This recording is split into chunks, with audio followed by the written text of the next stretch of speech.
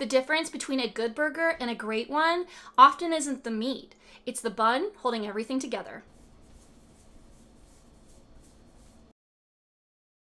If you're already grinding your own beef for burgers or making some toppings from scratch, making your own burger buns is the next step. They're softer, richer, and sturdier than most store-bought brands. All right, we've got our cup of milk here. I'm going to add my tablespoon of sugar and 2 teaspoons of yeast. And we're going to let this activate.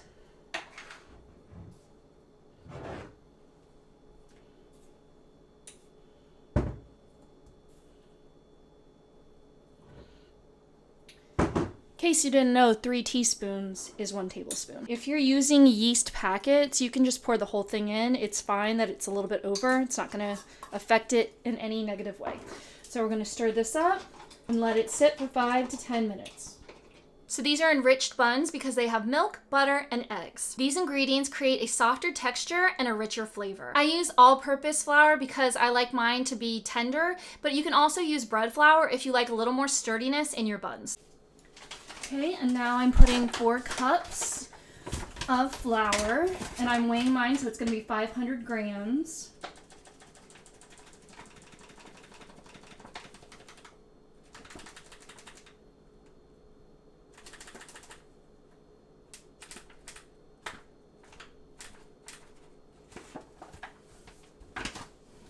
Okay, 500 grams, 1 teaspoon of salt, and a 1/4 cup of sugar. All right, I'm just going to attach this to my stand mixer and give it a little mix just to get the flour, sugar, and salt incorporated. All right, our yeast mixture is looking good. I'm going to add 1 whole egg to it, whisk it just a little bit, and start our dough.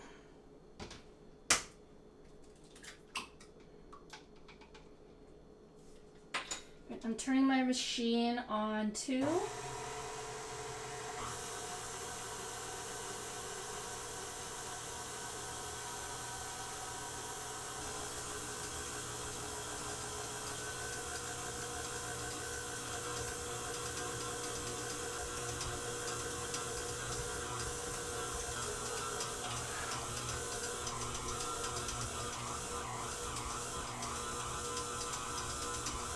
Now that the flour has moistened and absorbed all of that liquid, I'm going to add my 4 tablespoons of butter.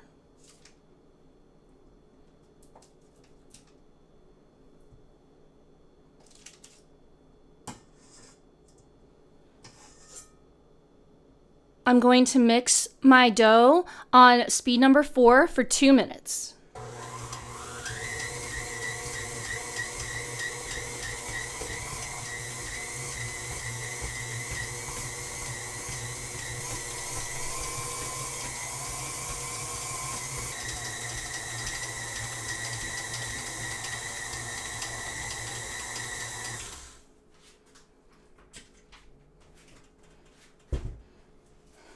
All right, as you can see, the dough has come together a little bit more. The butter has incorporated. I'm gonna leave this in here for 5 minutes. I'm gonna let all the liquid and butter and egg absorb into the flour before doing final mixture. All right, now that the dough has had 5 minutes to let some of that liquid incorporate, I'm going to run this dough on speed number 4 for 6 minutes before covering it and letting it rise. Make sure you lock your bowl.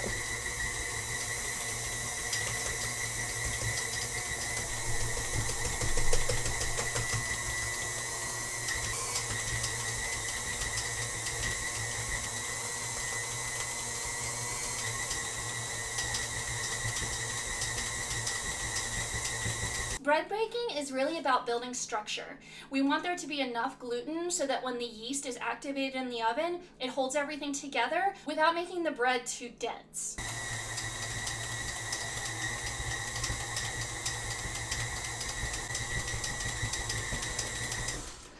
Okay, the dough has had 6 minutes to mix.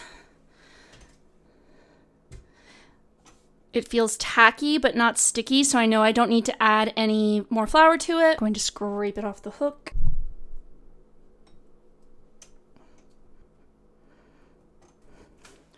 And I'm going to scrape around the sides just so everything's collected together.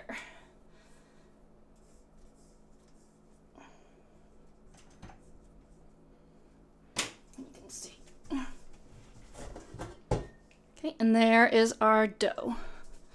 I'm going to leave it in its bowl and cover it with a damp kitchen towel and let it rise for 1 hour. I didn't show this when I was mixing my dough because I've done this so many times, I kind of just know. If you're still concerned after 6 minutes of kneading your bread in the stand mixer, take a small piece of the dough and just pull it apart and see if it rips or tears. If it rips or tears, it's not ready. If you can pull it and see the light coming through it without it tearing, that means that it's got plenty of gluten to hold together without becoming too dense and tough. The gluten acts like a net that traps the gas produced by the yeast in the oven. The trapped gas is what gives the buns their light and fluffy texture. So for the first rise, the dough should roughly double in size. Since this is an enriched dough, it doesn't quite puff up like a regular bread dough because it's kind of fighting all of those heavier ingredients, but it should be roughly doubled in size. Dough rises to its own schedule based on the humidity in the room and the temperature. So make sure you're looking for the telltale signs of what your dough is telling you rather than just what the clock says. You want it to be doubled in size and look puffed up. The dough has had an hour to rise. Now let's look at it.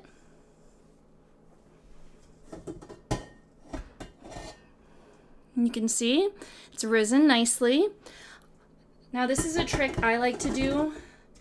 I don't take my dough out of the bowl when I do the first rise because I like to do this.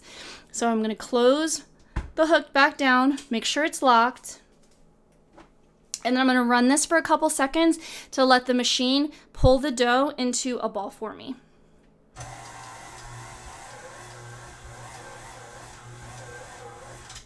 And there we go. So now I don't have to knock the air out. It's done for me. And we're going to weigh the dough to cut it into even pieces. All right, I'm going to make my caramelized onions for the onion and poppy seed buns. So I'm heating up my pan, putting my butter, putting my onions in with some salt, and letting them caramelize. Caramelized onions add sweetness and depth of flavor. I used to always get the Pepperidge Farm buns that have the onions and the poppy seeds on them, so I just wanted to make that for my recipe because that's what I enjoy having. But you can also make these plain or do a variation of what kind of ingredients you like. Okay, I'm gonna put the bowl on my... And I'm going to take the dough off the hook. Oh, goodness.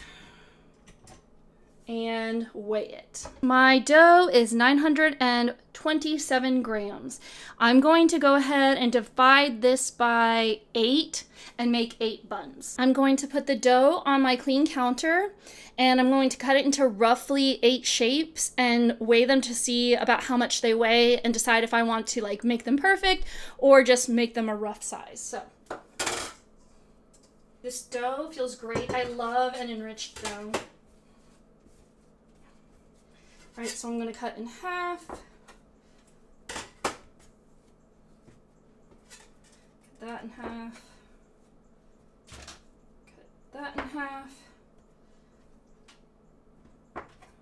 Now I'm going to weigh these. I divided my total weight by 8, so let me just measure and see.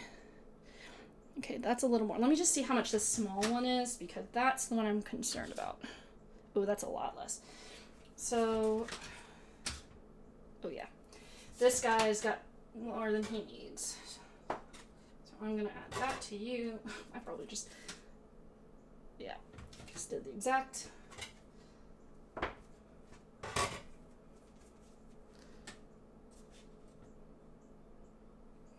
so 125.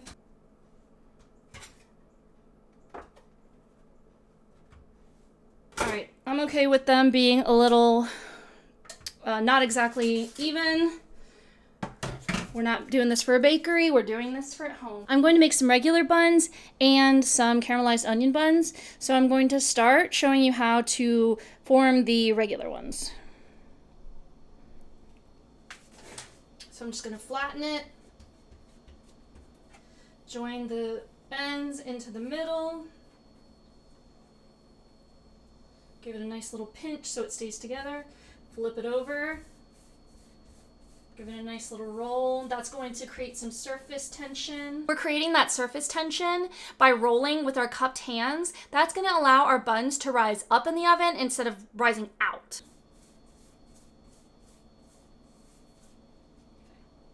And then I'm going to place on my tray. Again, flatten. Join the sides into the center. Flip. Roll with your cupped hands.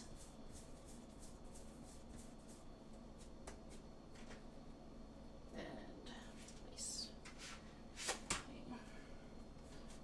Flat. Join. Pinch. Flip. Form.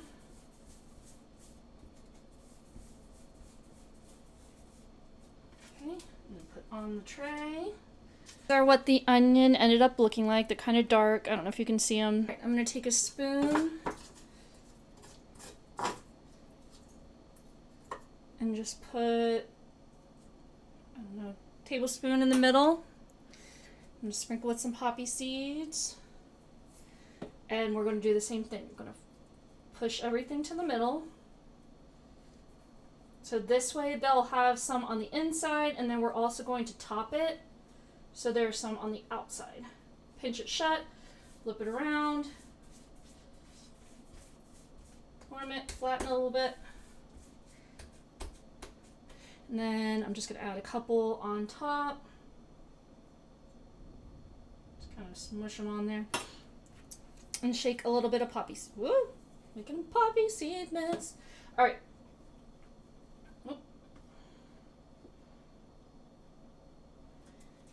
And then we'll put it on there. All right, show you one more before I continue just doing it by myself. So a little tablespoon, just kind of however much you want. Flip to the center, flip, flip, flip, flatten, flip. Oh, wait, didn't pinch, let me pinch. Pinch. Flatten, and you can use your dough to pick up all those poppy seeds if you want. Flatten, add a couple on top. Oh gosh, that's a lot. Poppy seeds. Okay. Here we go. All right, we'll meet back when I am done. All right, now that my burger buns are ready, I'm going to cover them up and let them rise again for 30 minutes until they're almost doubled in size. I'm using the same damp towel I used before. It's a clean kitchen towel and it's only been used for this, so I'm just going to gently cover them up so they don't dry out and give them 30 minutes. Meet you back then. The second rise is what's going to cause the interior to be soft and fluffy inside of our buns before we put them in the oven. I'm not using an egg wash just because I kind of think it's a waste of time and ingredients. So especially with the poppy seed ones that already have all the stuff on them, I don't really want to try to brush egg over top, but that will give you a glossy sheen if that's what you're looking for. I just prefer mine to be how they are. I don't really care enough to crack an egg and make an egg wash. But it's super simple. Just beat an egg, add a little bit of water so it's thin enough that you can spread it. Use a pastry brush and just wipe the tops with the egg wash, and just make sure you get around the sides as well and make sure there's no puddles because you don't want like eggy goo with your buns. Here are our buns. They have almost doubled in size. I'm going to put them in my preheated oven. I'm going to put them in for 15, but then I'm going to check them and see if they need a little more time, and I'll go up to 20 minutes if I need to. All right, and here are our burger buns fresh out of the oven. I'm going to let them cool on the drying rack. Then when I'm ready to make my burgers, I'm going to slice them and toast them so that they're nice and warm and crisp. Once your buns have baked, you need to let them cool before you slice into them. I know the scent of warm bread is just so inviting, but if you cut into them, they're going to have a drier crumb because we really want to hold that moisture that would escape inside of it so that it can settle instead of wafting away into the breeze. So We're going to let these cool on a drying rack. We have the perfect golden buns for burgers, pulled pork, breakfast sandwiches, or just to like take a chomp off if you're hungry. If you want to make this recipe yourself, go to my website, the Bluster and the Burrow. I'm going to link this recipe in the description below. If you enjoyed this recipe, please like and subscribe. Then you might as well, no. If you're already, typical bread doesn't have those ingredients, and so it's just a regular, whatever, texture, and make them richer flavor, softer texture. I didn't show this in when I was doing, that's why buns can, geez Louise, blah, blah, blah.